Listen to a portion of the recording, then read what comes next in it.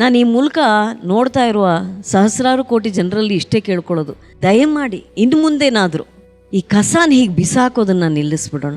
ಇದನ್ನೆಲ್ಲ ನೋಡಿದ ಮೇಲೂ ಕಸಾನ ಬಿಸಾಕಬೇಕು ಅಂತ ನಮಗನ್ಸಿದ್ರೆ ನಾವು ಈ ಭೂಮಿ ಬದುಕಕ್ಕೆ ಲಾಯಕ್ಕಿಲ್ಲ, ಮನುಷ್ಯರು ಅಂತಲೇ ಅನ್ನಿಸ್ಕೊಳಕ್ಕಾಗಲ್ಲ. ಎಲ್ಲರಿಗೂ ನಾನು ಮಾಡ್ಕೊಳ್ಳುವಂತಹ ಕಳಕಳಿಯ ಮನವಿ. ತುಂಬ ಖುಷಿ ಆಯ್ತು ಇವತ್ತು ಇವ್ರನ್ನೆಲ್ಲ ನೋಡಿ. Thank you. ಆ್ಯಂಡ್ ರುದ್ರ, ತುಂಬ ಖುಷಿಯಾಗುತ್ತೆ.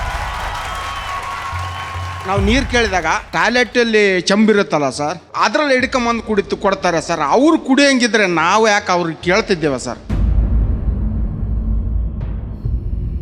ರೋಡ್ ಸ್ವಚ್ಛ ಮಾಡಿ ಗ್ಲಾಸ್ ಹೊಡೆದಿರ್ತಾನೆ, ಮುಳ್ಳು ತಂದು ಹಾಕಿರ್ತಾನೆ, ಹೇಳು ತಂದು ಹಾಕಿರ್ತಾನೆ, ಹುಚ್ಚ ಒಯ್ದು ಪ್ಯಾಡ್ಗಳು ಏನೇನೋ ತಂದು ಹಾಕಿರ್ತಾನೆ. ಅದು ನಾವು ಯಾರನ್ನೂ ಲೆಕ್ಕಕ್ಕೆ ಕೇಳಲ್ಲ.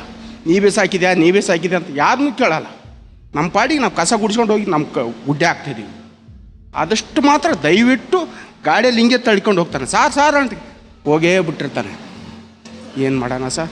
ಮಾಡೋದು ಅದೇ ಕೆಲಸ ಮಾಡ್ರಿ ಅಂತ ಅದೇ ಹೇಳೋದು ಸರ್ ಅವ್ರು. ಏನೋ ಕ್ಷಮೆ ಇರಲಿ ಅಮ್ಮ, ನೀವು ಹೇಳೋದಲ್ಲ ನಿಮ್ಮ ಕಷ್ಟ ನಮ್ಗೆ ಅರ್ಥ ಆಗುತ್ತೆ. ಇನ್ನಾದರೂ ಅರ್ಥ ಮಾಡ್ಕೊಳ್ತಾರೆ ಅಂತ ತಿಳ್ಕೊಂಡಿದ್ದೀವಿ. ಅರ್ಥ ಮಾಡ್ಕೊಳ್ಳಿರೋದು ಏನೂ ಮಾಡೋಕ್ಕಾಗಲ್ಲ. ಅದೊಂದು ಅರ್ಥ ಮಾಡಿಸ್ತಾನೆ ಅಲ್ವಾ? ಅಲ್ಲಿ ಕೂತ್ಕೊಂಡು ಏನೋ ಇದ್ರ ಬಗ್ಗೆ ಹೇಳೋದಕ್ಕೆ ಸ್ವಲ್ಪ ನಾಚಿಕೆ ಆಯಿತು. ಅಂದರೆ ರುದ್ರನ ಬಗ್ಗೆ ಹೆಮ್ಮೆ ಇದೆ ಈ ಥರದೊಂದು ಕೆಲಸ ಮಾಡಿದ್ದಕ್ಕೆ.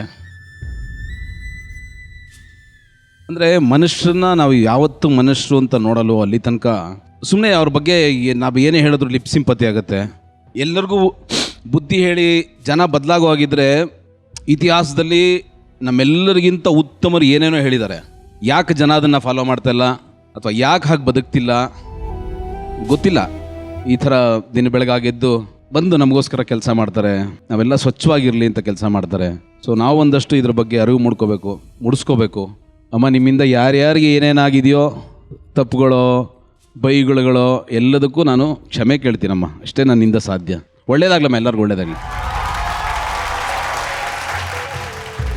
ರುದ್ರ ಮಾಸ್ಟರ್, ಕೊನೆಯದಾಗಿ ಈ ವೇದಿಕೆ ಮೇಲೆ ಈ ಕ್ಷಣದಲ್ಲಿ ಏನು ಹೇಳೋದಕ್ಕೆ ಇಷ್ಟಪಡ್ತೀರಾ? ಪೌರ ಕಾರ್ಮಿಕರಲ್ಲಿ ಯಾರು ಮಕ್ಕಳು ಮೊಮ್ಮಕ್ಕಳಿದ್ದಾರೆ ಅವ್ರು ಎಲ್ಲಿವರೆಗೂ ನಮ್ಮ ಡ್ಯಾನ್ಸ್ ಕ್ಲಾಸಲ್ಲಿ ಡ್ಯಾನ್ಸ್ ಮಾಡ್ತಾರೆ ಅಲ್ಲಿವರೆಗೂ ನಮ್ಮ ಕ್ಲಾಸಲ್ಲಿ ನಾವು ಫ್ರೀಯಾಗಿ ಹೇಳ್ಕೊಡ್ತೀವಿ. ಎಷ್ಟು ಸಂಪಾದನೆ ಮಾಡಿದ್ರಿ? ನಾನೊಂದು 700 ರೂಪಾಯಿ ದುಡ್ದೆ. ಆ 700 ರೂಪಾಯಿಲಿ ನಾನು ಅಲ್ಲೊಂದು 15-25 ಜನ ಇದ್ರು, ಅವ್ರಿಗೆಲ್ಲ ಕಾಫಿ ಕೊಡಿಸ್ದೆ. ಅದೇ ದುಡ್ಡಲ್ಲಿ ನಾನೇ ಕಾಫಿ ಕೊಡಿಸ್ದೆ. ಅಲ್ಲೊಂದು 340 ರೂಪಾಯಿ ಖರ್ಚಾಯಿತು. ಇನ್ನು 370 ರೂಪಾಯಿ ಉಳಿತು. ಆ ದುಡ್ಡು ಇಲ್ಲಿದೆ. ನನಗೆ ಯಾವಾಗಲೂ ಇದನ್ನು ನೋಡಿದಾಗ ನಂಗೆ ಜ್ಞಾಪಕ ಬರ್ತಿರ್ಬೇಕು ಅಂತ ಫ್ರೇಮ್ ಮಾಡಿ ಇಟ್ಕೊಂಡಿದ್ದೀನಿ.